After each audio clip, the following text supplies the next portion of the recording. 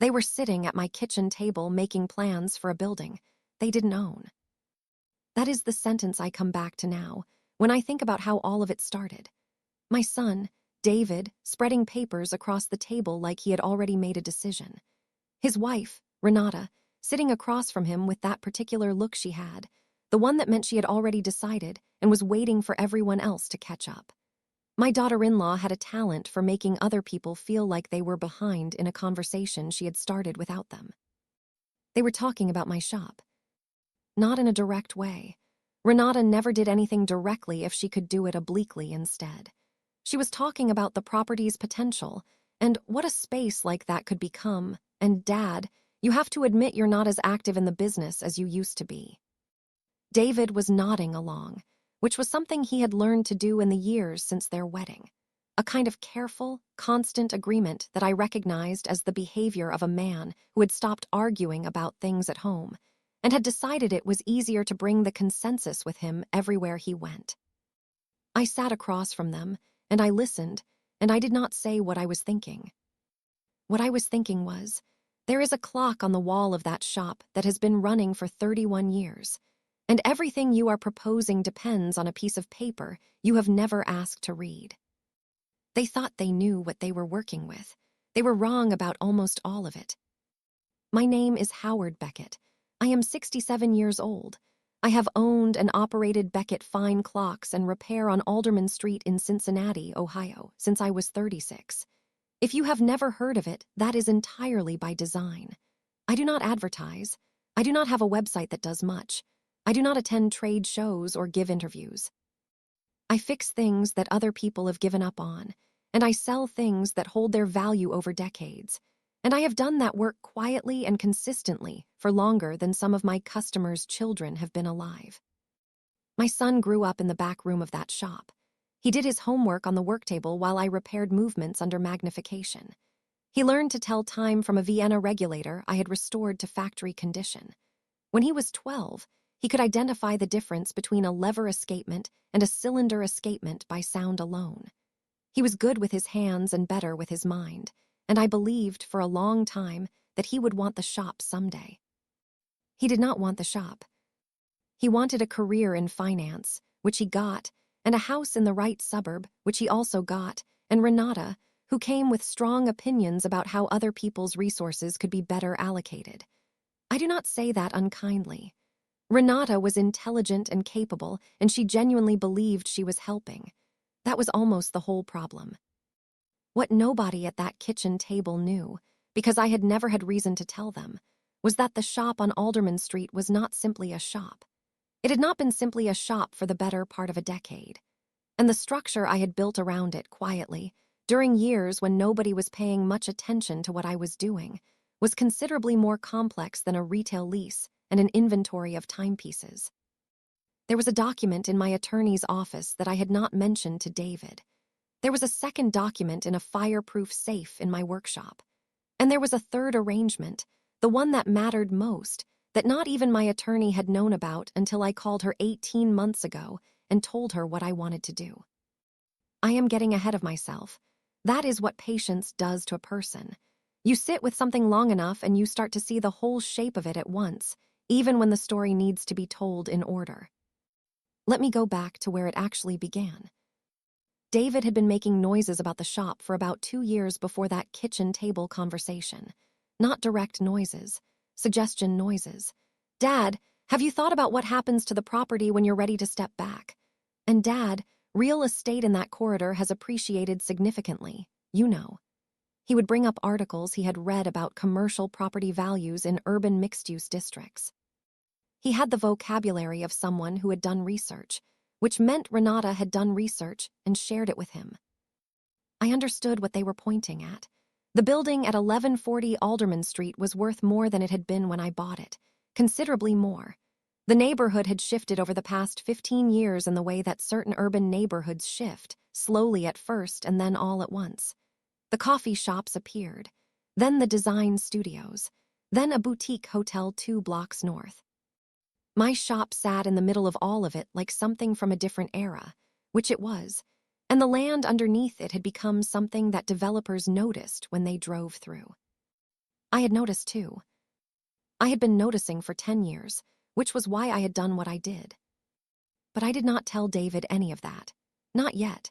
I had learned, over a long life of working on mechanisms that required patience and precision, that the right time to reveal a thing was not when you first understood it. It was when the understanding was complete and the structure was in place and the moment was correct. A clock does not announce itself. It simply keeps the time until the time arrives. The dinner conversations got more pointed after that kitchen table visit. David began bringing Renata to more family meals, which she attended with the focused energy of someone conducting a site visit. She would ask questions about the shop's lease structure, about my retirement timeline, about whether I had spoken to anyone about estate planning. She would frame these questions as concern. "We just want to make sure you're protected, Howard." She called me Howard, never Dad, which told me something about how she thought about the relationship. My granddaughter, Lily, David and Renata's daughter, was 11 years old and the only person in the family who came to the shop simply because she liked it. She would come on Saturday afternoons sometimes, while her parents ran errands, and sit on the tall stool behind the counter and watch me work. She asked good questions, not financial questions, real questions. How does the pendulum know how long a second is? Why do some clocks tick and some clocks not tick? What happens to a watch that's been underwater? I liked talking to Lily. She listened with her whole face. One Saturday in March, she came in while I was working on a complicated French mantel clock, a beautiful piece from the 1880s that had been brought to me by a collector in Lexington who had driven 2 hours because nobody closer could do the work. Lily climbed onto the stool and watched me for a while without saying anything. Then she said, "Grandpa, is this shop going to become a restaurant?" I set down my tool. "What makes you ask that?" I said. She shrugged with the particular casualness of a child repeating something they are not sure they were supposed to hear. "Mom was on the phone, and she said something about the Alderman Street building and a restaurant group. I thought she was talking about somewhere else at first, but then she said your name." I looked at her for a moment. "When was this?" "Maybe last week," she said. "I wasn't really listening, I was just in the hallway." I thanked her and gave her the tin of shortbread I kept on the counter and told her she could pick out any clock face she wanted from the sample drawer to take home. She chose one with Roman numerals and left happy, with no idea what she had told me. I sat in the shop after she was gone, and I was very still for a long time. There is a particular quality to the sound of a room full of clocks. People who have not spent time in such a room imagine it as chaotic, all those different rhythms competing. But if you have been around it long enough, you hear it differently. Every movement finds its own time. The room breathes, and if you are patient and very quiet, you can hear the individual voice of each one. I sat in that sound and I thought very clearly about what Lily had told me and what it meant about how far along the planning had gone. And then I made a decision. Not an angry decision, not a reactive one. A simple, clean, architectural decision about what came next. I picked up the phone and called my attorney, a woman named Sylvia Marsh, who had been handling my affairs for 19 years and who was constitutionally incapable of being surprised by anything. "It's time," I said. She knew exactly what I meant. We had talked about the timing of this before. She said, "How soon?" "Within the month," I said. "I want everything clean before the spring." She said she would have the documents ready by the end of the following week. I should explain what I mean by the structure, because the structure is what everything else depends on. When I bought the building at 1140 Alderman Street in 1993, I paid $210,000 for it, which was reasonable at the time for a 2-story commercial property on a block that nobody was watching yet. I operated the shop on the ground floor and rented the upper floor as a studio apartment for many years. The building was in my name. Simple enough. In 2008, during the financial crisis, when property values dropped and I had more time than usual to think, I began making decisions that had nothing to do with surviving the crisis and everything to do with what I wanted the next 30 years to look like. I incorporated a holding company, Beckett Property Holdings, LLC. I transferred the building into it. I retained 100% membership interest at the time. Over the following years, I made 2 other investments that nobody in my family knew about.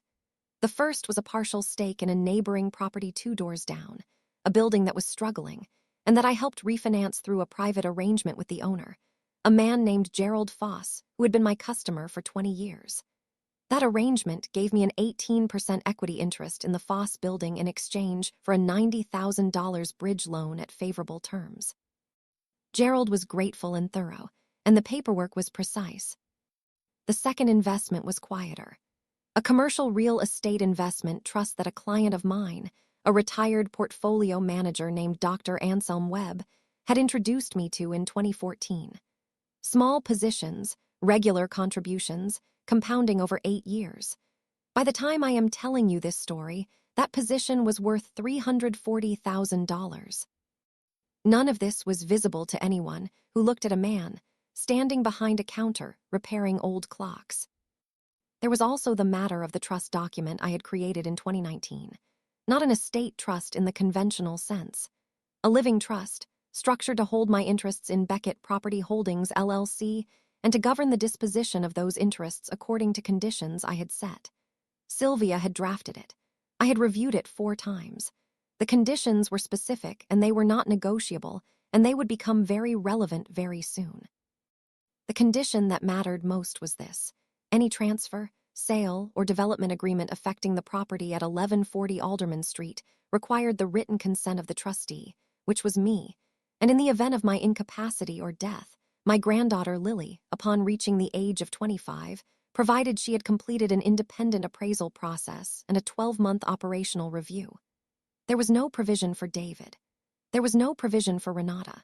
That was not an accident. Now, the restaurant group. After Lily's visit, I did not confront David. I did not call Renata. I did not change my behavior at Sunday dinners or at the 2 phone calls a week I had with my son, which were friendly and ordinary and gave nothing away. What I did do was ask Sylvia to begin a quiet inquiry into whether any commercial development applications had been filed or were pending for the Alderman Street block. She came back to me within a week. There was a pre-application consultation on file with the city's Commercial Development Office.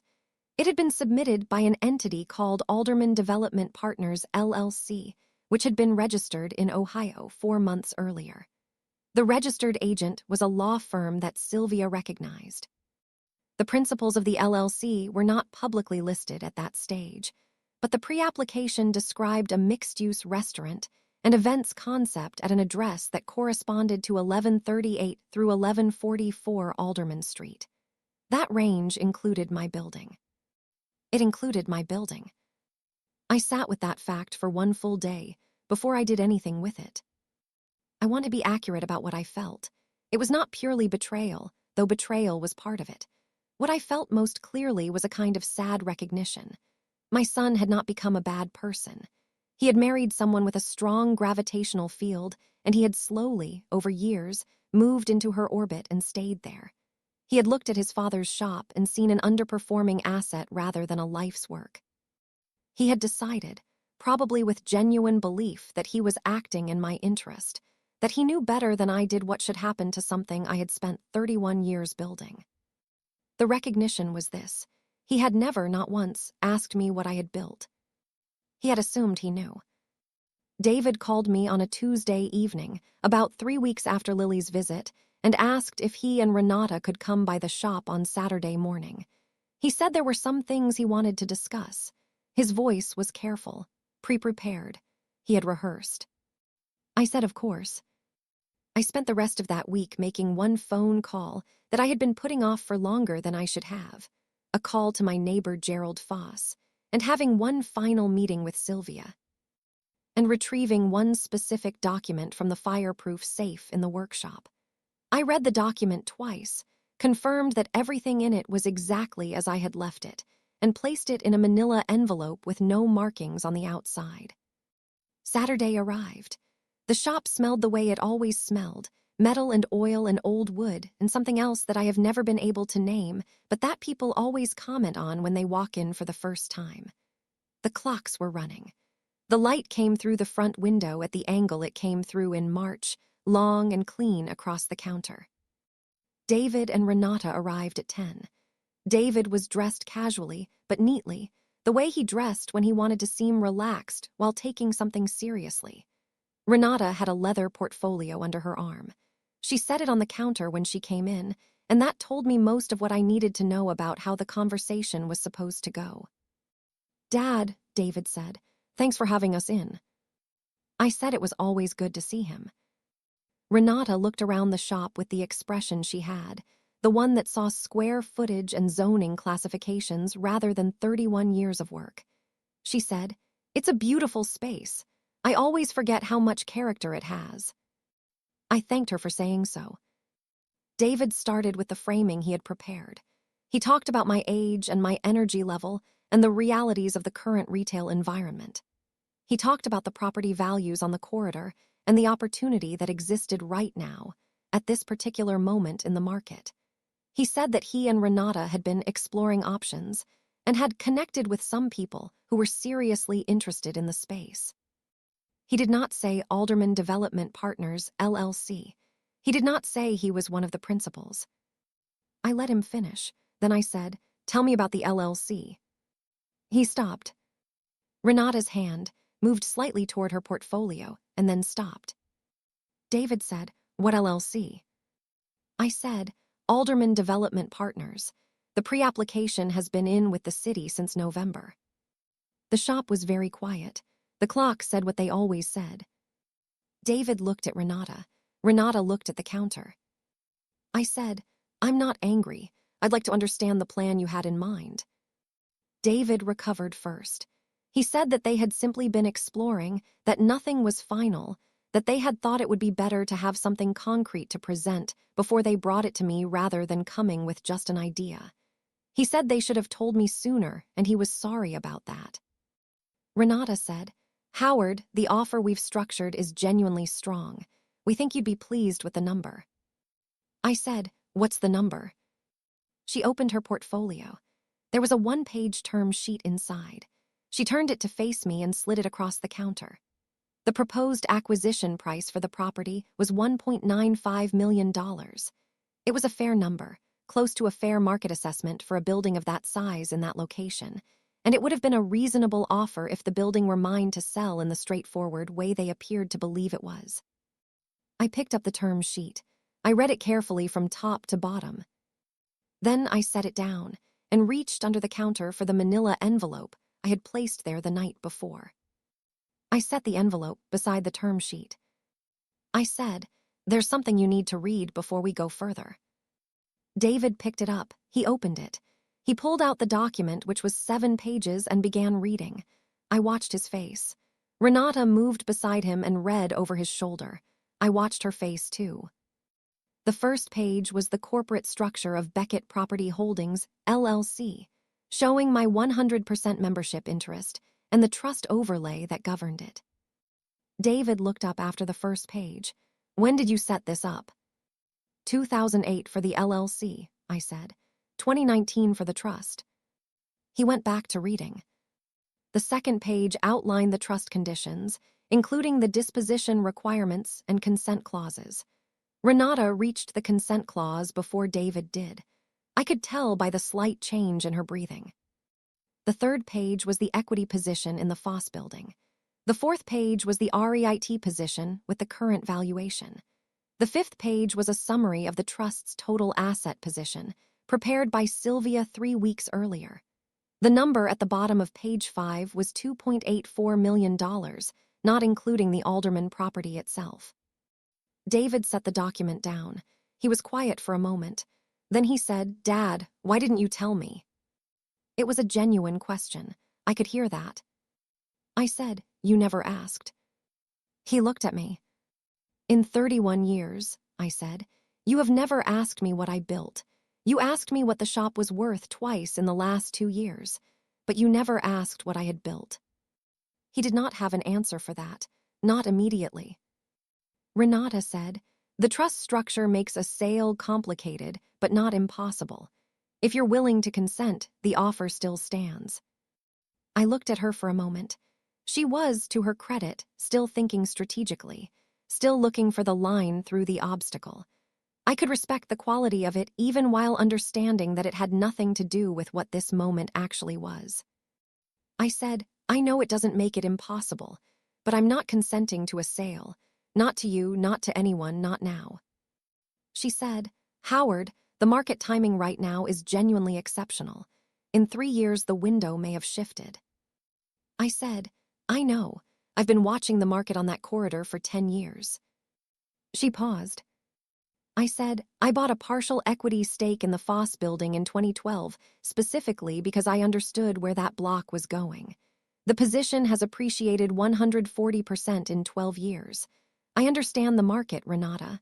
I built something in it, quietly, while everyone assumed I was just fixing clocks. The room was very still. David said, What do you want, Dad? Tell me what you actually want. That was the first time, in a long time, he had asked me that. I said, I want the shop to continue. Not forever, not under my hands specifically, but I want it to continue under someone who understands what it is. The trust is written that way. Lily has the option when she's ready.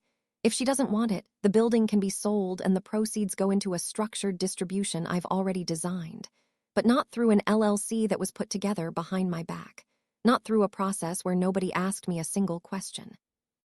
David was quiet for a long time. Then he said, I thought I was helping. I said, I know you did. I meant it. I did not say it as a dismissal. I said it because it was true, and because it mattered that he heard it as true rather than as sarcasm. He had made a serious mistake, but it had come from a place I could trace and understand, and that was worth acknowledging even in a difficult moment. Renata was looking at the document again. She turned to the 5th page and looked at the total figure. She was quiet for a while. Then she looked up at me with an expression that was different from any I had seen on her face before. Not warmth exactly, but something closer to a genuine recalibration. She said, You built all of this yourself. I said, Yes. She said, Without telling anyone. I said, There was no reason to tell anyone. It wasn't built for an announcement. She nodded slowly. She closed the portfolio and did not open it again. The Alderman Development Partners LLC was dissolved 4 months later. David handled it. He did not ask me to thank him for it, and I did not volunteer anything beyond a brief acknowledgement. There was a period, probably 6 months, where our phone calls were shorter than usual and had a careful quality to them. Not hostile. Careful, like two people learning to walk on new terrain. Renata did not transform into a different person. That is not how people work. But she stopped framing her questions to me as though she already knew the answers. That was enough. The change I noticed most was in David, and it came gradually. He started asking different questions, not about the property value or the estate plan, about the work. How long does it take to restore a complicated movement? What makes a particular clock worth more than its face value? Once, on a Saturday when Lily was with me at the shop, he came by unannounced and stayed for 2 hours, standing at the workbench watching me disassemble a pocket watch and asking questions the way he used to when he was 12. Lily, for her part, knew nothing about the trust provision with her name in it. I did not tell her. She was 11 years old and she was a child and there was time. What I did do was teach her, slowly, on those Saturday afternoons, how to hold a movement without damaging the jewels. How to identify a mainspring that was close to failure. How to listen to a clock the way a doctor listens to a chest. She was good at it, better than I expected, which is the best kind of better. The full picture of what I had built came out, eventually, in the way things eventually come out in families. Not in a single conversation, but in pieces over time. David found out about the REIT position through a conversation with Sylvia when they were updating the estate documents together. He called me afterward and was quiet for a moment before he said, Dad, the number on that position. I said yes. He said, and you just kept putting into it. I said yes. He was quiet again. Then he said, I didn't know you thought that way. I said, you didn't ask. He laughed. It was a short laugh, and there was something rueful in it, but it was real. It was the first genuinely unguarded thing I had heard from him in a long time. I want to be honest about what the whole thing cost, because I think it is important to be honest about that. It cost something with my son that I am not sure I will ever fully recover. Not the trust exactly. The trust is intact and maybe stronger now than it was. But something easier. Something that existed when he was 12 years old and doing his homework on my workbench, and I was teaching him how to tell the difference between a clock that needed cleaning and one that needed rebuilding. A simplicity. A time before the calculating started on both sides, his in the direction of the property and mine in the direction of protecting it. I do not blame him for the calculation. I made mine too. I just made mine earlier and more carefully and without telling anyone, which is its own kind of distance. On a Saturday afternoon last spring, Lily came into the shop in the late afternoon when the light was doing what it does in that room at that hour, turning everything amber and slow. She sat on the stool and watched me for a while and then said, "Grandpa, will this shop always be here?" I said, "I hope so." She thought about that. "I want it to be here," she said. "I want it to still smell like this." I did not tell her about the trust document with her name in it. I did not tell her about the 40-page structure that was built around this room and this building and this smell she was describing. I just said, "Then let's make sure you learn how it works." She slid off the stool and came to stand beside me at the bench. I handed her a loop. She held it up to her eye the way I had shown her and leaned over the movement I was working on and went very still and very focused, the way she always did when something genuinely interested her. The clocks ran. The light moved across the floor. I did not destroy what my son and his wife had tried to do. I did not need to. I had simply, over 31 years, built something so carefully and so completely that there was nothing left for anyone else to take. The structure held because it was designed to hold. The plan worked because it had been running long before anyone else noticed there was a plan. They thought they were walking into a negotiation. They were walking into something that had already been decided. The only thing I regret is that I had to build it in silence, that I spent years watching my son look at this place and see only what it was worth, and never once felt certain enough that he would hear me if I told him what it meant. Maybe that was my failure as much as his. I will not pretend to know. What I know is that the shop is still here. The clocks are still running. And on Saturday afternoons, when the light comes through the window at that particular angle, there is a girl who comes and climbs onto the stool and asks me questions that matter. That is enough. For now, it is enough.